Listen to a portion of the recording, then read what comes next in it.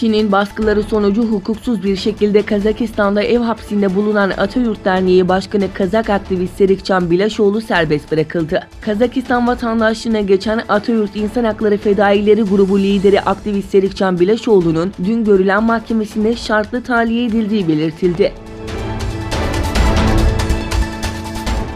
Uzmanlar Çin hükümetince Uygurların ve diğer Müslüman azınlıkların kitlesel gözaltına alınması yüzünden kültürlerini bilmeyen yeni bir nesil oluştuğunu kaydetti. Özgür Asya'daki Uygur servisinden Alim Seyitov, 7 Ağustos'ta Çin'deki Müslüman azınlıklara yönelik baskı konulu bir tartışma sırasında yaptığı açıklamada 2017'den bu yana Çinli yetkililerin Doğu Türkistan'da 1 milyondan fazla Uygur, etnik Kazak, Kırgız ve diğer etnik Müslüman azınlık mensuplarını kamplara hapsettiğini söyledi. Ayrıca çocukların yetimhanelere gönderildiğini ve vatansever slogan atmalarını, Mandarin Çincesi öğrenmelerini, ebeveynlerinin dini inançları ve uygulamaları hakkında soruları cevaplamaları için zorlandığını belirtti.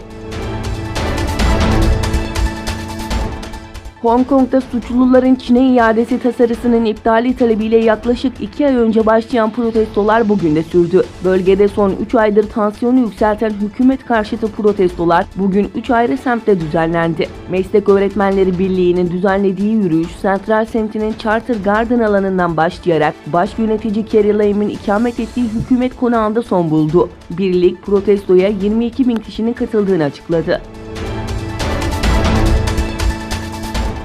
Afganistan'ın başkenti Kabil'de düğün salonunda meydana gelen patlamada çok sayıda kişinin hayatını kaybettiği bildirildi. Afganistan İçişleri Bakanlığı Sözcüsü Nasret Rahimi, basına yaptığı açıklamada Kabil'in 6. güvenlik bölgesindeki düğün salonu Kasr-ı Dubai'de patlama olduğunu söyledi. Saldırıda en az 22 kişinin öldüğü açıklandı. Saldırıya henüz üstlenen olmadı.